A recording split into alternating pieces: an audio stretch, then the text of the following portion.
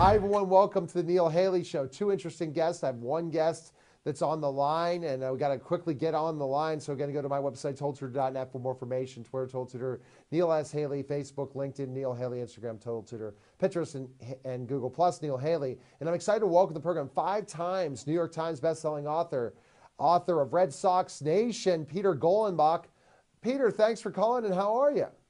I'm just fine, Neil. Just fine. I tell you, Peter, when you're talking about this Red Sox book and you're looking at the whole history, but you're really delving into the characters of what the Red Sox are, that's a fun book to write, isn't it? Because, I mean, the history fantastic. of the Red Sox and all that, yeah.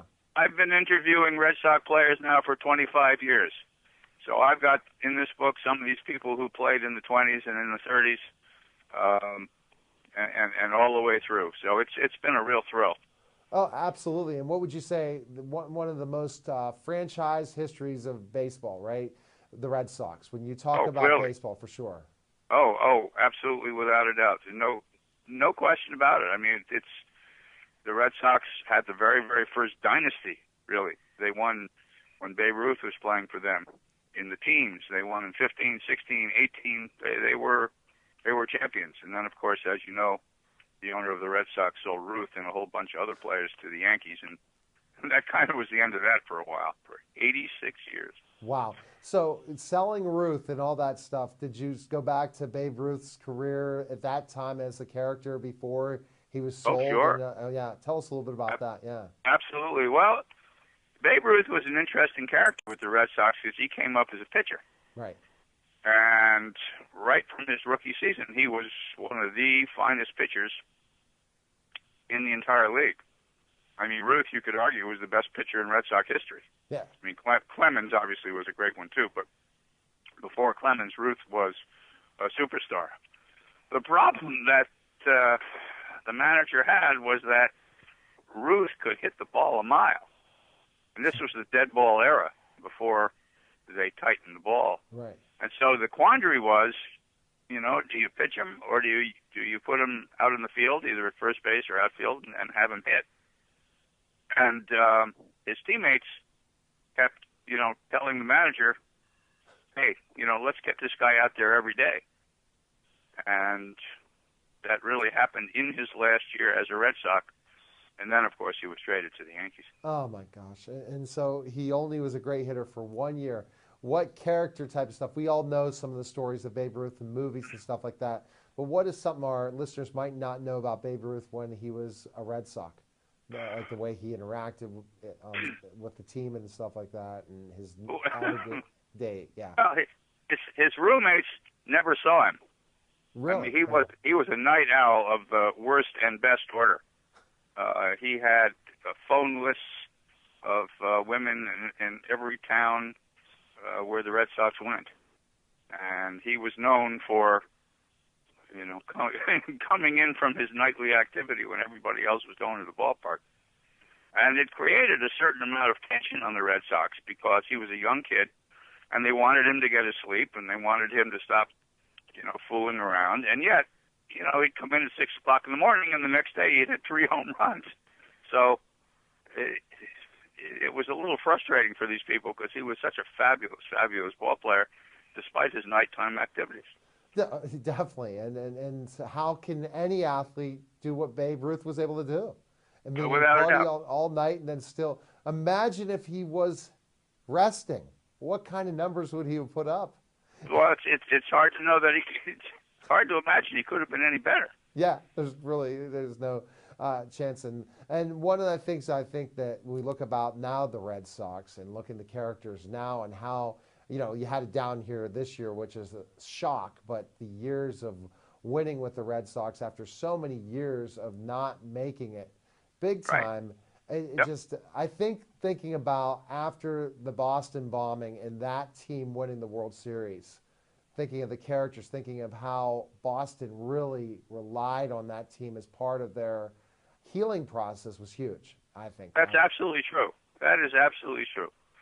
David Ortiz and what he got up and he had to say and the way he played ball and led the team to victory was a tremendous healing process for all of New England. Really was. And you know, you can read about that in Red Sox Nation too. I come all the way up to their last World Series victory.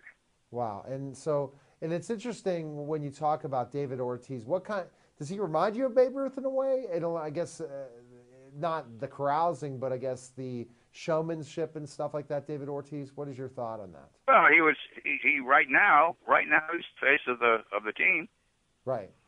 And you know, it's not unfair to expect him to hit 35 to 40 home runs every year. That's especially in this age where the pitchers seem to be in control. That's pretty fabulous. And have you gotten to interview him a few times, Peter, in your career writing for the Sox and stuff like that? Have you gotten the opportunity to sit down and chat with him? I actually haven't had a chance to chat with him, but he's certainly vocal, and I've quoted him plenty of times. Is he? It's interesting. Oh, he's a fascinating guy. What would you say before them winning the World Series again after 1918? What other characters would you say that were really interesting in your book? I mean, I'm sure all of them, yeah, definitely. Well, I mean, the face of the Red Sox for 20 years, of course, was Ted Williams. Yes. Oh, yeah. Talk about Ted, yeah. One of my favorite people who ever walked the face of this earth. One time he called me over to his house, and he sat for a couple hours and told me why Joe Jackson ought to be in the Hall of Fame, which was, you know, just to spend a couple hours with Ted was absolutely wonderful. And learning about Ted and I guess how amazing a hitter he was, but yet as a person, any interesting character that learned about Ted as a person, for sure? He was a very sensitive guy, and the writers, when he came up, treated him terribly. And that was a shame, because when the writers treated him terribly, of course the fans got the sense that he wasn't a good guy. And that's just not true at all. He was a young kid, for crying out loud. And what, you know, Ted resented was the power of these writers to paint him in such a way that was, in my opinion, rather unfair. The interesting thing, of course, is that once Ted retired, he then became a pussycat. I mean, he could have run for governor of New England and won. Oh, he was so incredibly popular. And just a wonderful, wonderful person. I love the guy. Interesting. And so did you, with Ted, so you basically, he was intense on the field, and with the media, was kind of shy in ways and got told he was... No, he was like, you know, if you remember Roger Maris with the Yankees, I mean, Roger just wanted people to leave him alone. And Ted was the same way. You know, he didn't trust them. He always felt that he was being misquoted. He felt they were unfair. And he wanted them to leave him alone. But, of course, you know, when you're the star of the ball club, that doesn't happen. Well, Peter, again, it's so interesting just to talk to you for a bit, but summarize in like about a minute some of the other things. So you cover the Red Sox in Red Sox Nation all over the gamut of that historic franchise, don't you? Absolutely. You'll love it if you're a Red Sox fan. You'll love it. And Red Sox fans are all over the country, too. I'm sure you're excited about the book and going out and promoting it all over the country, too, right? For sure. Absolutely right, Neil. Yep. Where's the best place we can find information on you, Peter, learn about the book and all those different things? Where can we go? Well, you can go to Amazon. You can Google me. Yep, you can go to Amazon. That's about the best place. I have a website, Goldenbock Books, but I haven't played with it in about 6 years, so it's kind of an old website. But you can go there if you want. Any social media, Peter? No.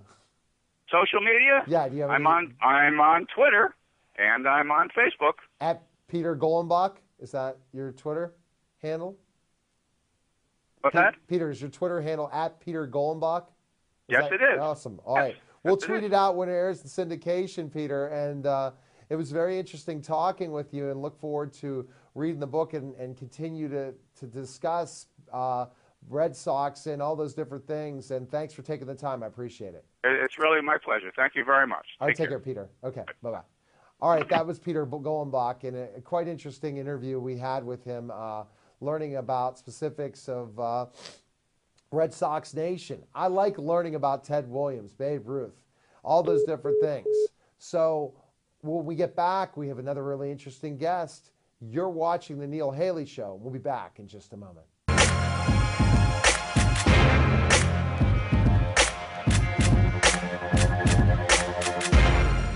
Andy Amrine, EV True Value Hardware, with the Bethel Park Volunteer Scholarship Fund. This prize here that my fellow producers and I are standing behind is a Weber SP310 stainless steel propane barbecue grill. We have the greatest stainless steel Weber grill in history. Come buy these $1 tickets right now. These tickets are available now at multiple Bethel Park locations. Tickets are available every day, 7 days a week at EV True Value Hardware. Here at the front desk at the library. Tickets are also available at BPTV's offices during regular office hours. If the lights are on, come on in. We're friendly. We promise. We'll sell you tickets. Who's doing that? You heard the locations. I am a location. Come and see me or out in the streets. On my show, you get the talking machine going with buying $1 tickets everywhere. Mayor Allen will pull the winning ticket during the regular council meeting on Monday, June 8th, live on BPTV. Thank you for supporting the Bethel Park Volunteer Scholarship Fund. Buy your tickets today. Or else.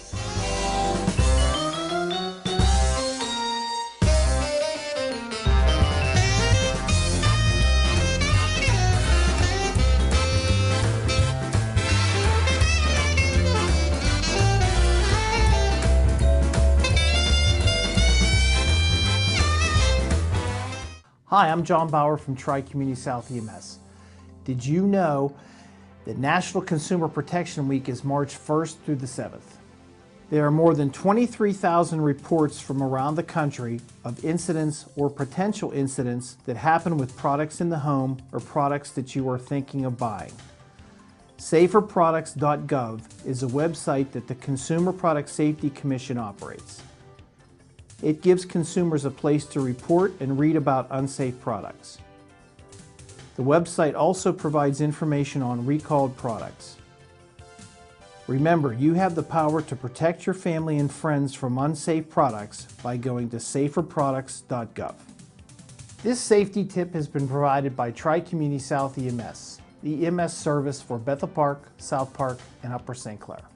For more information about Tri-Community South EMS, our CPR classes, and Speakers Bureau, visit us at tcsems.org.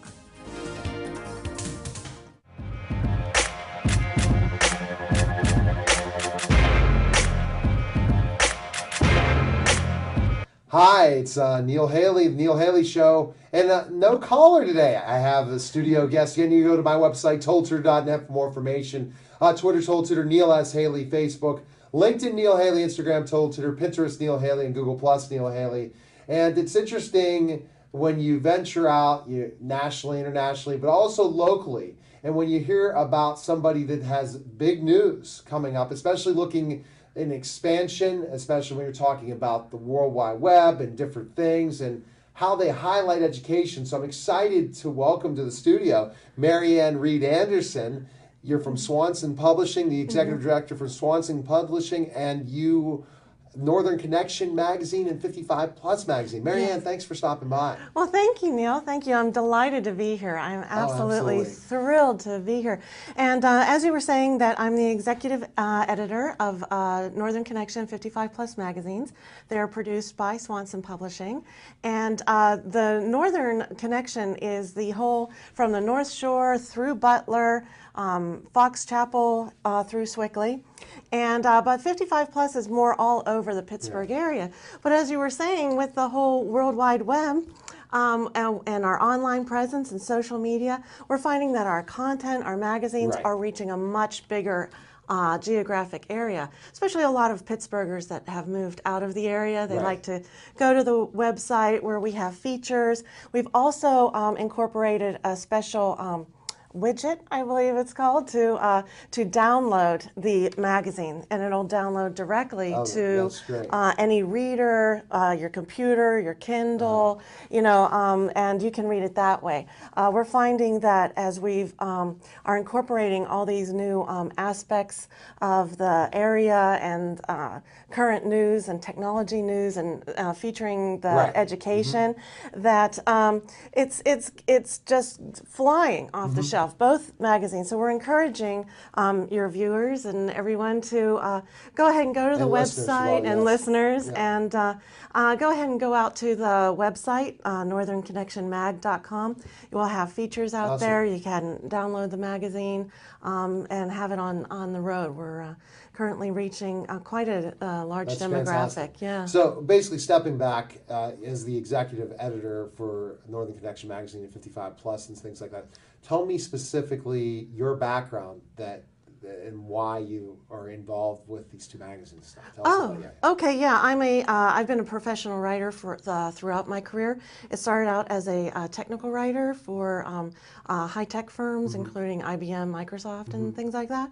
And so I started with the magazine a few years ago writing a tech column that was kind of more like techie gadgets in the house and explaining like QR codes and what are these fuzzy squares and must-have mobile apps and everything. And so then when the opportunity presented itself, I was given the position of executive editor. All right, and why Northern Connection magazine, especially for our viewing audience and also listening audience in the North Hills area? We know it's a very, very popular magazine. It's something that when people pick it up, they love the different articles that are involved, but also just the components for families, for sure. So tell me specifically why Northern Connection and what makes you so excited about being part of this. It's been just an absolute delight. Well, the company's founded by our publisher, Marianne Pietrowski, and Northern Connection is in its 16th year now. Wow. 55 Plus is in its 4th year, and it's just a great team to work with.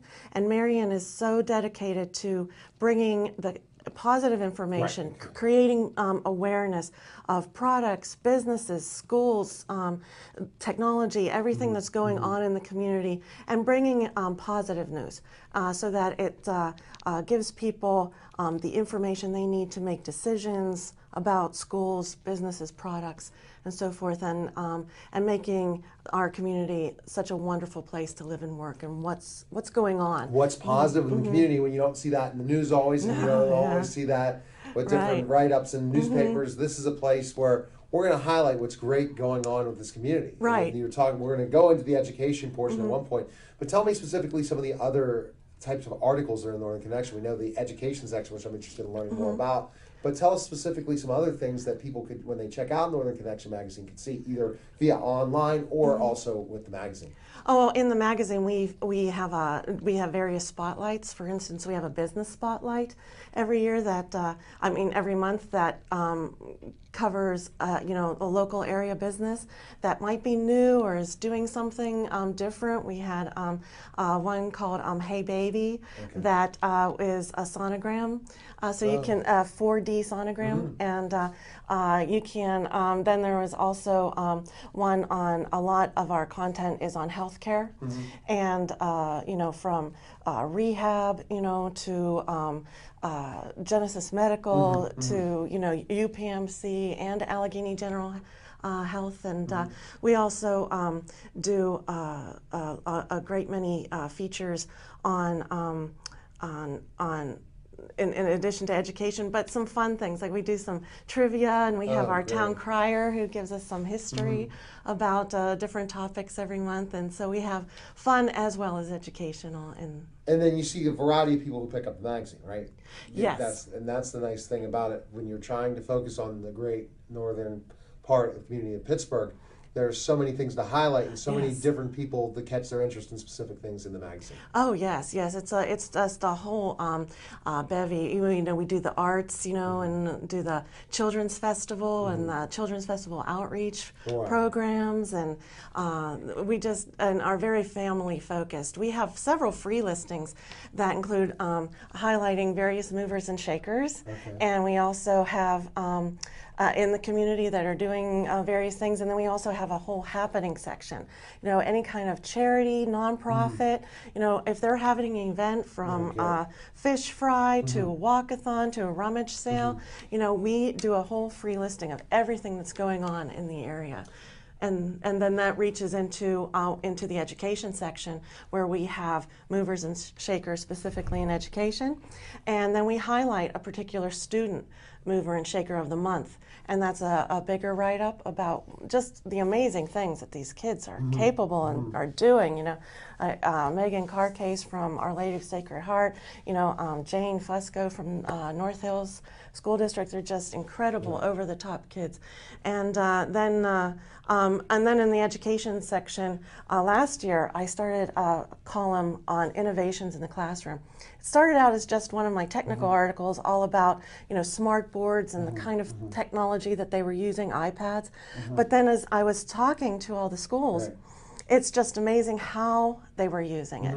And this is one of the things that's out on the website, is the whole year of columns of these incredible things, you know, to encourage they the never die STEM. because they're online. Right, Before them, the magazine's gone, you can't find it, and it never had that online print. Now, basically, oh, I was in a magazine, but by the way, where's that magazine? We can't find it. But now with the World Wide Web, and especially putting it on as that online print version, it can be spotted based on Google searches, but also the ability to download it or read it in your reader and stuff. That's great because, oh, you missed my article 3 months ago. Well, you can check it out and it'll live forever, which is so great about television and radio. And especially when it's on the internet, it lives forever. It doesn't disappear. And we've taken certain steps to integrate both media as well, including the social media. But for instance, I write a monthly column. I picked a little bit of a hot topic, like the NFL being tax exempt. We got a lot of feedback from that. And I call the column starting the conversation. And then I ask people, what do you think about that? You know, and please go to my blog, continuing the conversation. And then we can have a dialogue. I can get feedback, and we can, you know, maybe bring about some change. and see, that's the great thing. And then you said trying to build that the connection social media-wise, because you talk about the online, people Google, but so many people are on Facebook, so many people are on Twitter, that now there's the opportunity to keep this conversation with the people who are in the magazine, the businesses, the different brands, plus also your readers, to stay connected and ask questions and say, what do they want to see next in Northern Connection magazine? That's fantastic. Yeah, and the other way we integrate is that we'll have call to actions at the end. So if people want more information about a specific topic, we can then point them to the website in the print, but then that's an active link, and then they can actually go to that actual information on the online and in the print versions. So the great thing, like for instance, my co-conspirator, Paula Green, who's a writer and editor with me at the magazine, she's wrote an article in the upcoming April edition, since April is Autism Awareness Month, about a great new technical gadget that's a wrist strap that is designed for anyone with like children with autism to seniors with dementia, anyone prone to maybe wandering off. It is a tracking device, and there's all this information about that in the article, and then there's a link to more information and how do you get one of these and how do you sign up for the program. So we've been talking so far about Northern Connection magazine, a lot of different things. Go to the website, check it out, but also 55 Plus magazine, which for our viewing audience at BPTV, wherever or anywhere in the Pittsburgh area, you can pick this up, which is fantastic. And tell us a little bit about 55 Plus.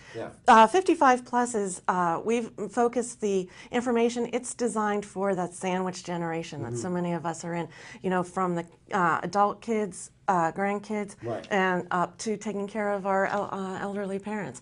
And it's a lot of educational articles in 55 Plus. How to become a golfer, how to plan and do your finances for retirement, how to plan and enjoy your retirement, really. In our most recent one, Franco is on the cover, we have an article on how to become a snowbird, which since it's snowing out today is kind of prevalent, and that's been a big positive feedback. We've got a lot of people saying, I've always dreamed of this. I didn't know it was a lot more affordable than it is. It is very doable, and we're going to have some follow-ups to that on how to become a snowbird. And, you know, how to become a golfer, how places to take the grandkids all over the area, you know, since this one, the print one also has a wider reach. This one you can also download. I'm very impressed with the demographic use of the Kindle and the Nook and the computers, and it's we get email.